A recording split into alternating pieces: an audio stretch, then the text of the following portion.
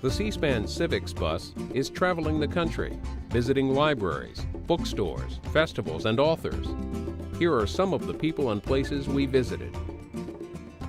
We're here at the Hagen Ranch Road Branch Library, part of the Palm Beach County Library System in Delray Beach, Florida, with Dr. Robert Watson, author of Israel and the Legacy of Harry S. Truman. Dr. Watson, tell us about your book. Well, the book is, I'm very proud of the book. This year is the 60th anniversary of Israel, May 14th to be exact, and I wanted to help commemorate the 60th anniversary through the book.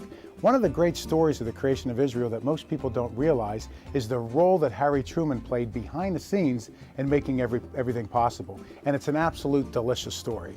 Why? Truman grew up in a racist, anti-Semitic household descended from slave owners. I always call the Trumans unreconstructed Confederates. In fact, you couldn't even mention the name Abraham Lincoln in the Truman household. Truman goes to the White House and writes a letter back to family at one point saying, quote unquote, "My favorite room in the White House is the Lincoln bedroom, but don't tell Mama." So this is the kind of background he has. If you were to go back and meet Harry Truman in 1899, he would be the last person in the world that you would think would emerge as a great champion of Jews all over the world, but that's exactly what he did.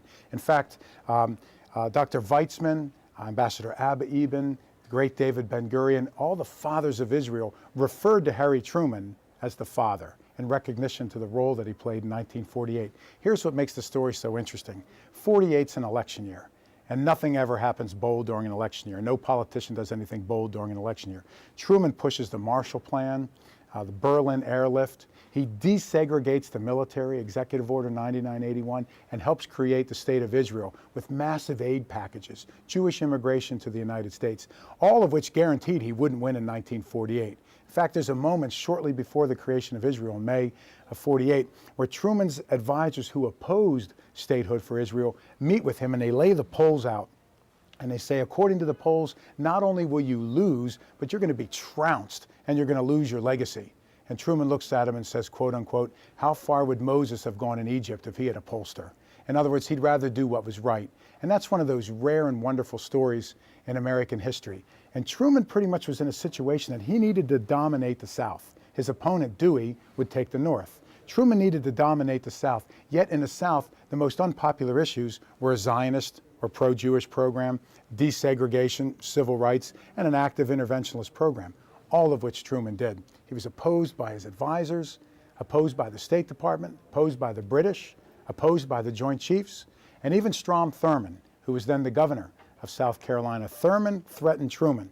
He said, if you do these two issues, if you push civil rights and you push a homeland for Jews, I will run against you in 48 as a third-party Dixiecrat for one reason only. That'll divide the Southern vote and thereby deny you the White House. Thurmond makes good on his pledge.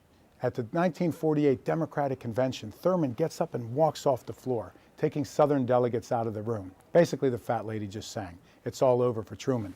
Thurmond stopped by a reporter who asked him, "Governor, why are you walking out on Truman?" Because Truman's platform on Israel, on civil rights, simply says what FDR's platform always said. But Thurmond responds by saying, "Yeah, but here's the difference. FDR only talked about it, but I know Truman means it." And he walked off the convention floor. Basically, for Harry Truman, the question was this. He would rather do the right thing and lose the White House than do what he felt was the wrong thing and win. And that's the definition of leadership in my book. I think it's the high watermark of moral courage and leadership in the White House, quite frankly, post-Abraham Lincoln. And how do you tell the story in the book? I tell the story in the book partly through me, partly through guest authors contributing to the book. For example, a few years ago, I convened a national conference with the Truman Presidential Library and the Harry S. Truman Little White House. We rounded up all the former Truman aides that were still alive. We rounded up Israeli ambassadors that were there in 1948, former three-term ambassador from the U.S. to Israel, prominent rabbis, prominent scholars, Truman's grandchildren. We convened a couple of hundred folks at the Truman home for 3 days, and we all sat and we debated it. We talked about it. We pulled all the documents out and went over it because we were all in agreement that this is one of those truly great stories from history that needs to be told. So I told it, my colleagues told it, and we asked the folks that were there in 1948 to share their views and help tell the story. And what are some of their different stories? One of my favorites comes from Ambassador Abba Eban. Abba Eban had eulogized Truman, and the National Archives controlled use controlled the use of this for years. But Michael Devine, who's the director of the Truman Presidential Library, was able to secure use of this essay from Abba Eban, and we publish it in the book. And Abba Eban has this wonderful line where he talks about first meeting Harry Truman. And he said he was nervous about meeting Truman. Eban's only 32 years old, a young ambassador. He's Israel's voice and face to the world. And he knows that Truman's the father. So Abba Eban goes to visit Truman, and he has, be-ribboned documents and all of his credentials and everything being read. He looks at Truman, and Truman says to him, "Let's just cut the crap and go have a talk." Typical Harry Truman, get right down to the point. And Abba Eban recognized in Truman that even though he was uneducated, the last American president to not have a degree, even though he was raised in rural Missouri to an anti-Semitic and a racist household, Eban knew that Truman was the real deal and meant what he said. And Eban has this wonderful story where he says, talking about Israel, honoring Harry Truman, he says, "My country's a new country.